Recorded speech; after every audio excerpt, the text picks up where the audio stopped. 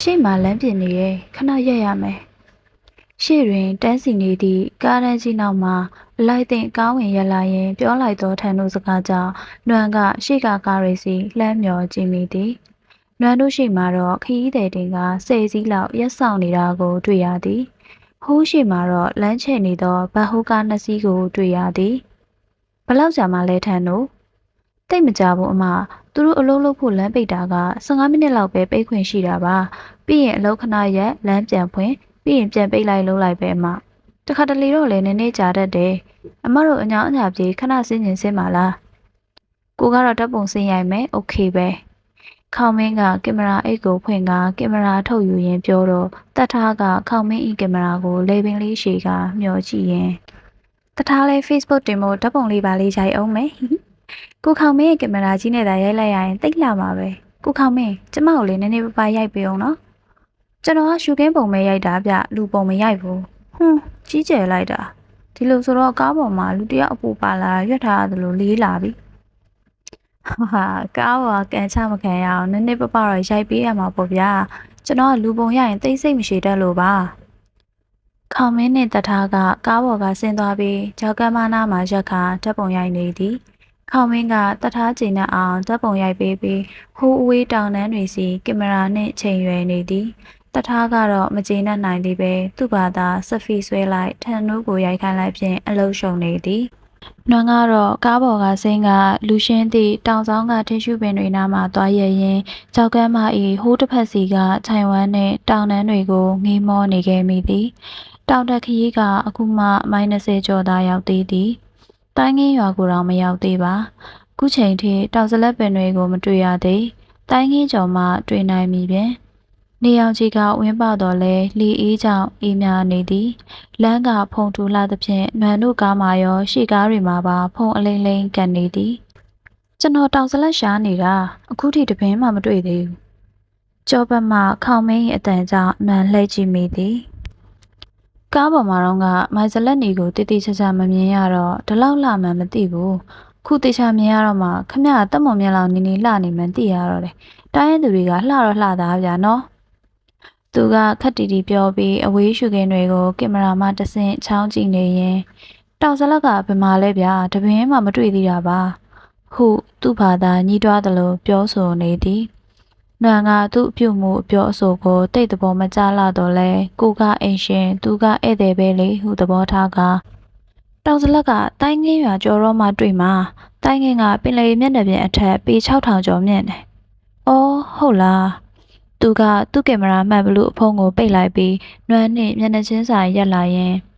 ဒါနဲ့မိုင်းစလက်နေကချင်းပြည်နယ်ကိုပါလာလောက်တာလဲအလဲပြန်ရုံတက်တက်ပဲလား။အလဲလဲပြန်ရင် eco tourism လုပ်ဖို့လိလာရင်ပါ eco tourism ဆိုတော့ချွေတာရေးခီးစဉ်ပေါ့သူ့မိကွန်းကြောင့်နွမ်းကအံ့ဩစိတ်ပြတ်သွားမိသည်ဒီလူဟာ eco tourism ဤအထိပ္ပယ်ကိုတော့မသိဘူးလား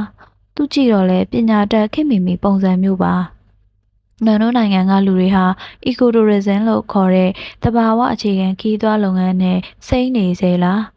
ဥရှိန်ကတော့နွမ်းတို့နိုင်ငံကလူတွေကိုတဘာဝအခြေခံခီးသွွားလုပ်ငန်းနဲ့ယဉ်ကျေးဖို့တော်တော်ကြိုးစားရအောင်မည်ဟုဆိုသည်နွမ်းကဘယ်အရာကိုမှအလေးနက်ထားပုံမရတော့ခေါင်မင်းကိုကြည်လာရင် eco tourism ဆိုတာအပြည့်ပြည့်ဆိုင်ရာဝေါဟာရအသုံးအနှုန်းတစ်ခုပါကိုခေါင်မင်းတချို့က eco ဆိုတဲ့စီးပွားရေးနဲ့ပတ်သက်တဲ့စလုံးပါနေတော့စီးပွားတွက်ပြီးချွေတာသွားရတဲ့ပိုးချောင်ကောင်ခရီးစဉ်လို့ထင်ကြတယ်တကယ်တမ်းက eco ဆိုတာ ecology ရဲ့အတူကောက်ကိုယူထားတာပါ ecology ဆိုတာဂေဟစနစ်လို့အဓိပ္ပာယ်ရတယ်ဂေဟဗေဒဆိုတာသက်ရှိဇီဝတ္တဝါတွေနဲ့အဲ့ဓာတွေကိုဝန်းရံထားတဲ့တဘာဝပတ်ဝန်းကျင်ကြားကတူးပေါ်တူအကျိုးသက်ရောက်မှုရှိတဲ့တဘာဝဖြစ်စဉ်တွေကိုစူးစမ်းလေ့လာရတဲ့ပညာရပ်တစ်ခုပဲ eco tourism ခရီးသွားဆိုတာအပျော်တက်တက်ခရီးမဟုတ်ဘူးစိန်ခံတဲ့ခရီးမဟုတ်ဘူးသူ့တဘာဝအတိုင်းရှိနေတဲ့ဇီဝမျိုးစုံမျိုးကွဲတတ္တဝါတွေနဲ့တဘာဝပတ်ဝန်းကျင်ကိုလေ့လာတဲ့ခရီးစဉ်မျိုးပဲဒီလိုခရီးစဉ်မျိုးမှာစိန်ခံဟိုတယ်ကြီးတွေမရှိဘူးဒေသခံတွေရဲ့အိမ်မှာနေရတာမျိုးလည်းဖြစ်နိုင်တယ်တောကိုတိုးချင်တိုးမယ်တောင်ကိုတက်ချင်တက်မယ်ကိုရောက်တဲ့နေရာတွေမှာနေတဲ့ဒေသခံတွေရဲ့လူဘဝဖွံ့ဖြိုးရေးကိုကူညီနိုင်တဲ့လောက်လေးကူညီရလဲရောက်မယ် အဲ့ဒီဒေတာကယဉ်ကျေးမှုထုံးတဲ့အစဉ်လာတွေတဘာဝပတ်ဝန်းကျင်တွေကိုတန်ဖိုးထားမယ်ဒေတာကန်တွေအသိဉာဏ်မြင့်မားလာအောင်နိုင်တဲ့လောက်လေးပညာပေးမယ်ဒီလိုခရီးမျိုးကိုသွားတဲ့သူတွေကလည်းတဘာဝကိုအမှန်တကယ်ချစ်မြတ်နိုးတဲ့သူမျိုးပဲဖြစ်တဲ့နဲ့ပြီးတော့ခမ ्या ကိုကြည့်ရတာတင်ကြားရေးဆိုင်ကိုရှိပုံရတယ်ခေါမင်းကစကားဖြတ်ပြောလိုက်သဖြင့်နှွမ်းနင်းနေကြောင်သွားသည်သူ့နှုတ်ခမ်းတွေကခက်ကော့ကော့နှင့်ပြုံးမလို့ရှိသည်မျက်ဝန်းတွေထဲမှာတော့ရေမြူးဟန်အရင်အငွေတွေကြည်စံဒါနွန့်ကိုနောက်ပြောင်ခြင်းနေရမဟုတ်လား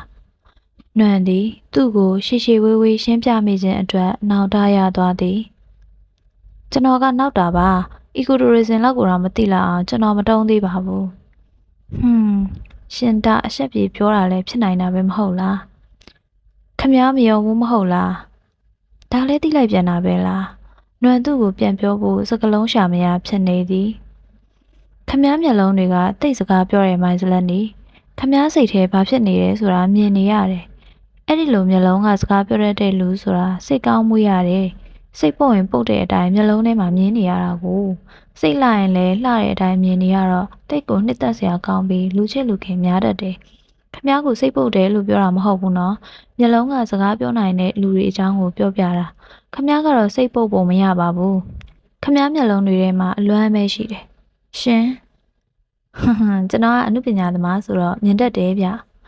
နွမ်းကအံ့ဩစိတ်တူသွားတော့သူကရေမောရင်သူ့ကင်မရာကိုပြန်ဖွင့်ကအဝေးတောင်တန်းတွေစီချိန်ရွယ်နေရင်က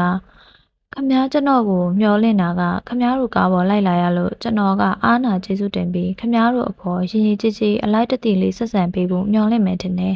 ဒါပေမဲ့ sorry ပါဗျာကျွန်တော်ကလွတ်လွတ်လပ်လပ်ပဲနေတတ်လို့ပါကိုစရိုက်ကိုဖုံးကွယ်ပြီးတော့လဲမျက်နှာဖုံးစွန့်မထားခြင်းဘူးလေသူကစကားပြောရင်းကင်မရာခလုတ်ကိုတစ်ဖြက်ဖြက်နှိပ်နေသဖြင့်နွမ်းကလက်ပိုက်ရက်ရင်သူ့ကိုကြည့်နေလိုက်သည်ဘာမှလည်းပြန်မပြောလို့တော့သူပြောချင်ရပြောပါစေဟူသာလှုပ်ထားလိုက်သည်သူကရိုက်ချင်တာရိုက်ပြီးတော့မှလက်ပိုက်ရက်ကြည့်နေသည့်နွမ်းအကြည့်ကိုတတိထားမိသွားကခမ ्या ပါကြည့်ရလဲရှင်းကြီးပဲပြောနေလို့အသာကြည့်နေလိုက်တာလေခုနောက်တော့ခမ ्या ကြီးပဲပြောနေရလေဗျာအခုကြည့်ပြီပေါ့မဟုတ်ဘူးလားနွမ်းကရေလိုက်ပြီးတော့သူလည်းရေသည်ခီးသွားပေါ်ခြင်းနွေးနွေးထွေးထွေးဖြစ်လာပြီဟုတော့ခံစားမိသည်နွမ်းအလွမ်းကိုသူရှာတွေ့သည့်အတွက်တော့နွမ်းကနည်းနည်းစိတ်တိုးသည်အလွမ်းတွေရှိတော့လဲလူသိတော့မခံချင်ပေနွမ်းနှလုံးသားတွင်အလွမ်းတွေနှင့်နေအောင်ရှိတော့လဲနွမ်းကပျော်ရွှင်ပေါ့ပါစွာဖြင့်သာနေထိုင်ရှင်သန်ရပ်တည်ခဲ့သည်အလွမ်းကြောင့်တော့ထုံထိုင်းလေးလံမနေတွေ့ဝေမိမောမနေလွမ်းနာကတသက်ဘဝကတသက်ဖြစ်သည်အများအမြင်မှာတော့မိုင်းဇလက်နေသည်တော်လက်တက်ကြွသောမိန်းကလေးတစ်ယောက်သာဖြစ်ခဲ့သည်ကားထွက်လို့ရပြီမမရေရှေ့ကကားတွေထွက်ကုန်ပြီမလီဖုန်တွေထောက်ကုန်ပြီကိုထန်းတို့ရေရှင်တို့ချင်းပြည်ကလည်းတိတ်ဖုန်ထူတာပဲနော်တထားကကားစီသို့ခတ်သွက်လေးပြေးရင်အော်ပြောသွားသဖြင့်နွမ်းနှင့်ခေါမင်းကကားစီသို့ရှောက်လာခဲ့ကြသည်နွမ်းတို့ကားနောက်မှာလည်းကားတန်းကြီးကနေတာမဟုတ်ရှေ့ကကားတွေကမောင်းထွက်ကြပြီဖြစ်၍ဖုန်တစ်ထောင်ထောင်ထလာသည်မြေနေလန်ကလေးကိုလိုက်ပြီးကားလေးစီရင်ဖုန်ထလာဒါဟာလေချင်းပြေရဲ့အလားတစ်ခုပေါ့အဲ့ဒီသချင်းနဲ့လိုက်တာပေါ့ဗျာထန်တို့ကသချင်းအော်ဆိုလိုက်ရင်တတ်ထားကိုလှမ်းပြောလိုက်တော့တတ်ထားကဖုန်ထူရတဲ့အထဲသူကသချင်းဆိုနိုင်သေးရဲ့ခုပြန်ပြောလိုက်သည်သူတို့နှစ်ယောက်တောင်ခင်မီရင်းနှီးစားပြူပြီးနွမ်းတို့အားလုံးကားပေါ်တက်ပြီးမောင်းထွက်ခဲ့ကြသည်လမ်းပြင်နေသည့်နေရာကိုဖြတ်ကျော်စဉ်တွင်နွမ်းကတောင်ကမ်းပါးရန်စီလှမ်းကြည့်မိသည်တောင်ကမ်းပါးနံရံကိုဖဲ့ထုတ်ခါလမ်းမြေသာဧရိယာကျဲအောင်ပြန်ဖို့ထားသဖြင့်လမ်းကအရင်ထပ်ပိုပြီးကျဲလာသည်တောင်နံရံမြေသားကြားမှအချက်လိုက်ထိုးထွက်နေသောပွားရောင်းသည့်ကြောက်ချက်ပြားကလေးတွေကိုတွေ့ရသည်ခမ ्या တို့ချင်းတောင်ကခဏခဏမြေပြိုရဲ့နော်ထန်တို့ဟုတ်တယ်ကိုခေါင်းမင်းတောင်ပေါ်မြေသားတွေကတက်တန်းနှုတ်ပြီးမွနေတယ်လို့ပြောရမလားပဲကျွန်တော်တေချာတော့မပြောပြတတ်ဘူးကားရှည်ခန်းစီမှခေါင်းမင်းဤမေကုန်းကိုထန်တို့ကမရေမရာဖြေသည်နွမ်းကနှုတ်ပိတ်မနေနိုင်သဖြင့်ဝင်ဖြေမိသည်ချင်းတောင်တန်းတွေကကျမတို့နိုင်ငံကတခြားတောင်တွေနဲ့မတူဘူးလေပိုမတ်ဆောက်ပြီးတောင်တစ်လုံးနဲ့တစ်လုံးကတ်နေတာဒီတောင်တွေမှာမြေကြီးလွာတွေလည်းများတော့တောင်ပြိုဘူးသိပ်လွယ်တယ် ဒီတောင်ပေါ်ကကြောက်တွေကလည်းရှုံတွေအထက်ထက်အနေထိုင်ပြီးဖြစ်လာတာဆိုတော့မြေသားတွေတင်မကဘူးကြောက်သားတွေပါမွနေတာဟုတ်လားအခုလိုတင်ကြားရှင်းပြပေးတာကျေးဇူးတင်ပါတယ်ဗျာသူကနွန့်ကိုစနောက်ချင်ဟန်ရှိသည်နွန့်ကိုတင်ကြားရေးဆိုင်ကိုရှိသည်ဟုပဲဆိုခြင်းဆိုနွန့်ကတော့ကုတီတာအကြောင်းရှင်းပြရသဖြင့်ကျေနပ်သည်ထန်တို့ကအကွေ့အကောက်လမ်းတွေကိုကျွမ်းကျင်စွာမောင်းနှင်နေသည်လမ်းတွေကကျင်းသည့်အခါကျင်းကျဲသည့်အခါကျဲရာသီဥတုခြောက်သွေ့ပြီးဖြစ်၍မြေပြိုမှာတော့ပူစရာမလိုကျွန်တော်တငယ်ချင်းတယောက်ကလိန်ခံရွာမှာနေတာထန်တို့စကားကြောင့်နှွန့်ရင်နဲ့လှက်ခနဲတုံသွားသည်လိန်ခိုင်းနဲ့မန်းစာတီရွာနှွန့်အလေလိုက်သွားဘူးတဲ့ရွာဟိုဝေးလီထန်ကုန်းတောင်ထိပ်ဖျားပေါ်ကတိတ်လှသည့်တိမ်တွေကိုမျော်ငေးစိတ်လှုပ်ရှားခဲ့ဘူးသည့်နေရာလိန်ခံရွာဆိုတာတိုင်းငင်းအကျော်တီးတိန်နာလမ်းခွဲကနေအနိမ့်မိုင်းကို9မိုင်လောက်ဆင်းသွားရင်ရောက်တဲ့ရွာအဲ့ဒီတငယ်ချင်းမိဘတွေကပန်းသီးချံ2ဧကလောက်ပိုင်တယ်သူတို့တော်တော်အဆင်ပြေကြတယ်ဒါပေမဲ့2013ခုနှစ်မှာမြေဖြိုတော့သူတို့ပန်းသီးချံအားလုံးပါသွားတယ်ဗျာစိတ်မကောင်းစရာပဲဗျာထန်တို့တငယ်ချင်းနာမည်ကဘာတူလဲလွမ်ကစိတ်လှုပ်ရှားမှုကိုထိန်းကလှမ်းမိလိုက်မိသည်ဂီလီယန်ခုတ်တယ်လွမ်မသိတဲ့နာမည်ပါပဲလိမ့်ခိုင်မှာအမအသိရှိလို့လားအရှင်ကတော့ရှိပါတယ်အခုမရှိတော့ဘူးဒါနဲ့လိမ့်ခိုင်ကတခြားဘသူကိုသိသေးလဲလျက်မှန်ဆိုတဲ့နာမည်ကိုကြားဘူးလားမကြားဘူးမှကျွန်တော်ကလိမ့်ခိုင်အောင်မရောက်ဘူးလိမ့်ခိုင်တငယ်ချင်းတွေကကလေးမှာစုံတာသူပြောပြလို့သိရတာကျွန်တော်ကိုတီးတိမ်မှာမွေးပေမဲ့ဖလန်းကအဖိုးအိမ်မှာပဲနေခဲ့တာအဖိုးကကလေးကိုပြောင်းတော့ကလေးမှာပဲနေနေတာကြပြီနွမ်ကတပြင်းဖွားဖွားချမိပါသည်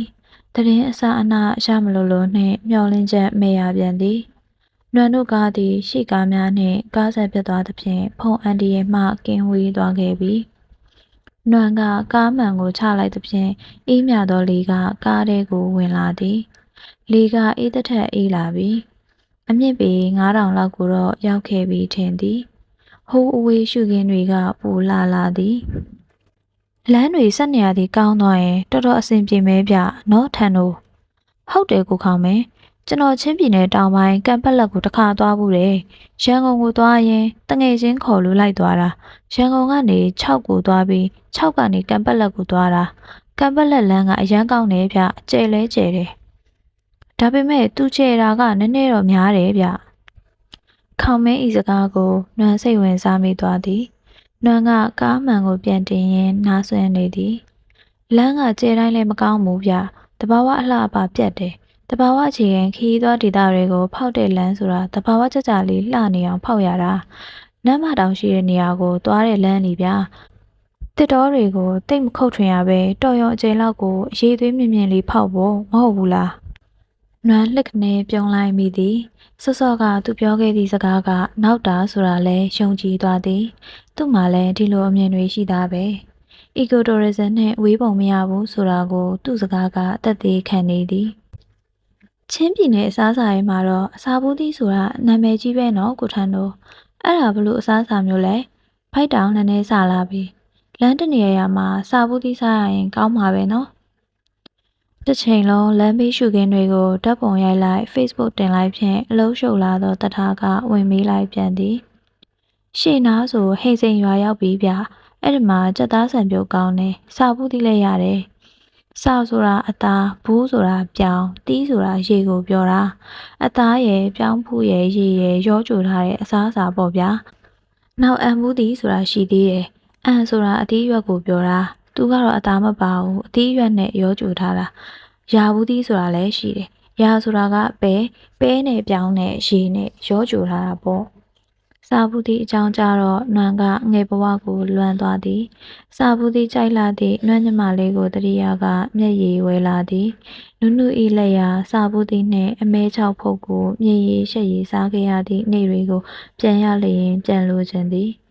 ခုချိန်မှာပိုင်ဆိုင်ထားသည့်အဖွဲ့တွေပစ္စည်းဥစ္စာတွေပြည့်စုံမှုတွေအသိဉာဏ်ကြွယ်ဝမှုတွေနှင့်လဲလှယ်ကယူလို့ရလျင်ယူခြင်းသည်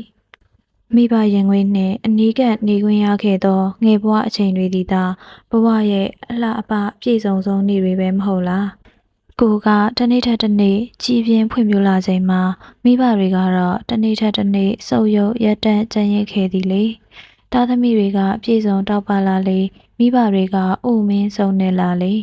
ကိုကလူမမဲသူတို့ကငယ်ရွယ်သည့်လက်ဆက်လန်းဆန်းသည့်ပျော်စရာကာလတွေကိုခြံရစ်ထားခဲ့ရသည်ဘယ်တော့မှလည်းပြန်မရနိုင်တော့ပြီနှွက်မှာတော့နူးနူးတို့ပါတို့ပီပီတို့မရှိတော့သည့်တိုင်မိဘရင်းနှင့်မချပြုစုစောင့်ရှောက်ပေးခဲ့သည့်ကျေးဇူးရှင်မိဘနှစ်ပါးရှိနေသေးသဖြင့်ဖြေသာရသေးသည်အမရေဟိန်စိန်ရွာမှာနေ့လည်စာစားရင်ခဏနားကြမလားထန်နိုးကလမ်းမေးသဖြင့်အနှံကအနာရီတစ်ချက်ကြည့်မိသည်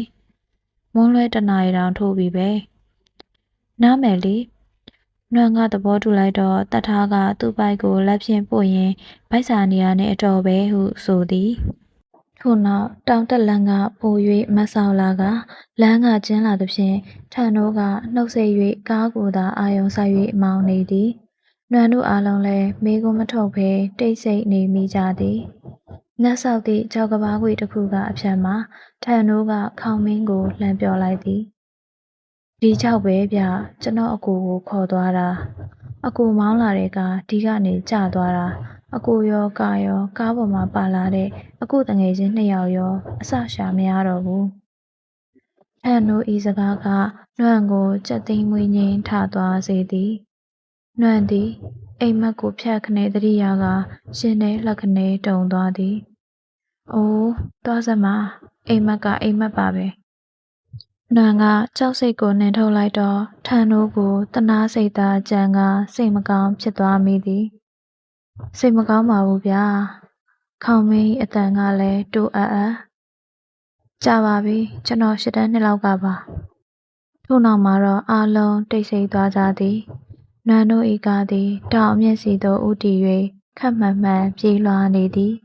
နောက်ဖက်မှာတော့ဖုံလုံးတွေလိမ့်ကျန်ခဲ့သည်ဟိုးအဝေးတောင်အမြင့်ပေါ်မှာတော့တောင်စလက်ပင်တွေကိုပြပြမြင်ရစာပြုပေပြီနှွမ်းညာလက်ကိုဘဲလက်ပေါ်သို့အမှတ်တမဲ့ထပ်မိတော့ဘဲလက်စီကပန်တိုရာဟန်ချင်းနှင့်ထိတွေ့မိသွားသည်အထိအတွေ့ကအေးဆန်နေသည်သို့သောလှပွားဖြင့်ခက်ကြကြအုပ်ကင်ထားမိပြီးနောက်မှာတော့တဖြည်းဖြည်းနှွေးထွေးလာသည်ဟုခံစားမိသည်နှံသည် family ဟုရေးထားသည့်ချမ်းလေးကိုလက်ညှိုးလေးနှင့်အသာအရာထိတွေ့ပုတ်တန်းနေလိုက်မိလေသည်ကလေးမျိုးနှင့်မိုင်30နီးပါးဝေးသောဟိန်စိန်ရွာသို့ရောက်ရှိချိန်တွင်မွန်းလွဲ2 နာရီထိုးလူပြီးဖြစ်သည်ပင်လေမျက်နှာပြင်အထက်ပေ6000ကျော်မြင့်သည့်တိုင်းငင်းရွာနှင့်လည်းမဝေးတော့ပြီဟုဆိုသည်လှပသည်ဟုနာမည်ကြီးသောတိုင်းငင်းရွာနာရောက်လျင်တော့ကားရှင်ကိုဖွင့်တောင်းပြီးဓာတ်ပုံဆင်းရိုက်အောင်မည်ဟုခေါင်းမင်းကတွေးထားသည်အာမနာရှာမကြိုးဟုပဲဆိုခြင်းဆိုခေါမင်းသည်ဗိုက်စာနှင့်ပဲစာဘူးသီးနှင့်အမဲကြောက်ဖုတ်ကိုအားရပါးရစားရင်းမိုင်ဇလက်နီကိုလှမ်းကြည့်မိသည်သူမကခေါမင်းနှင့်မျက်နှာချင်းဆိုင်မှာထိုင်ရင်းစာဘူးသီးနှင့်အမဲချောက်ကိုတိတ်ဆိတ်စွာစားနေသည်သူမလက်မှာဝတ်ထားသည့်ဟန်ချိန်ကိုသူကဆက်ဆက်ဆုဆုကြည့်နေမိသည်9 to 5လိုငွေရောင်ပြောင်ပြောင်အလုံးကလေးတွေကိုတီး၍ဝတ်ထားသောဟန်ချိန်ကလေးကစံပြသည်တစ်ခုစီမှာစလုံးလေးတွေပါသဖြင့်သူကလိုက်ဖက်နေမိသည်ပါလေ F နဲ့စတာကအော် family လို့ရေးထားတာထင်တယ်နောက်တစ်ခုကရောနောက်တစ်ခုကတစ်ပင်ပုံကလေးတွဲလောင်းကြနေတာတွဲလောင်းလေးနဲ့ကက်ရက်မှာအပြားဝိုင်းကလေးတစ်ခုဘာရေးထားသလဲတော့မမြင်ရနောက်တစ်ခုကလည်း F နဲ့စတာပဲ FRI friend လို့ရေးထားတာထင်ပါရဲ့အေးနောက်တစ်ခုကတော့ထင်ရှားမြင်သာသည့်ငှက်ကလေးနှကောင်နှုတ်သီးချင်းတိတ်ထားသည့်အယုတ်လေးအောက်မှာအသေးပုံကလေးတွဲလောင်းကြနေတာဒါက left ပေါ့ချောင်းဟန်တန်လို့တစ်ချက်မိုင်ဇလက်နီထံမှထွက်လာတော့မှသူကမိုင်ဇလက်နီ၏မျက်နှာကိုဖြတ်ခနဲမျက်လွှာပင်၍ကြည်လိုက်မိသည်ပြုံးချင်မျက်နှာထားဖြင့်မျက်ခုံးပင်ကသူ့ကိုကြည့်နေသောသူမ၏မျက်ဝန်းတို့နှင့်ဆုံရသဖြင့်သူကကပြကရအကြည့်လွဲကစာဘူးသည်တစွန်းခက်မြန်မြန်ခတ်တော့လိုက်သည်ကိုခေါမင်းအမဟန်ချင်းကိုမမြင်ဘူးလို့ကြည့်ရလားလှတယ်နော်သဘောကျစရာလေးတထားကပြုံးစီစီမျက်နှာထားဖြင့်ခေါမင်းကိုလှမ်းပြောလိုက်သဖြင့်ခေါမင်းကအနှဲငယ်ရှက်ကူးရှက်ကန်းဖြစ်သွားသည် သို့သောစာဘူးတီကိုပဲဟန်မပြတ်ဆက်တောက်နေလိုက်သည်ကိုခေါမင်းဒီမှာတောင်စလက်ဝိုင်းရတယ်ဗျခမည်းတောက်ချင်ရင်ဝယ်သွားပါလားအရသာကချိုးဖန်ဖန်ရှိမြမြလေးပဲအရသာမပြင်းဘူးတောက်လို့ကောင်းတယ်ကျွန်တော်တောက်ချင်နေရနဲ့အတော်ပဲဗျဝယ်သွားရမယ်ထန်နိုးကစကားလွှဲတော့မှခေါမင်းကလည်းတက်တောင်တက်တာဖြစ်လာသည်တောင်စလက်ပွင့်ကိုတုတ်စားရင်လည်းအရန်စားကောင်းပဲဗျဖလန်းရောက်ရင်တုတ်ကျွေးပါလိမ့်မယ်ဒီချိန်တောင်စလက်ပွင့်တွေပေါ်တယ်လေစားကောင်းလားထန်နိုးကျွန်တော်တော့စားကောင်းတယ်ကိုခေါမင်းကြိုက်မကြိုက်တော့မသိဘူးတောင်စလက်ပွင့်ရဲ့အရသာကိုကချင်းဖက်ဖန်လေးဗျစားကြည့်အောင်မှာပါပဲတထားကတော့အစာဘူးတီရောရာဘူးတီရောအံဘူးတီရောအကုန်စားကြည့်ခြင်းနဲ့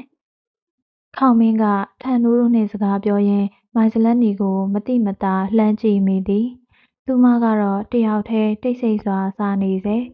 စားတာစားတော့လဲအရသာကိုတိမှသိရလားမသိမျက်လုံးတွေကငေးကြီးကအတွေးနံနေပုံရသည်လူကလန်းဆန်းတွက်လက်တလောက်မျက်လုံးတွေကတော့လူနှင့်ဆန့်ကျင်ဘက်ဖြစ်၍နေသည်သူတွေ့ဘူးသည့်ချင်းမိန်ကလေးအများစုကအရက်မမြင်ကြတော့လဲသူမကတော့ထူးခြားရှားပါးစွာအရက်မြင်သည်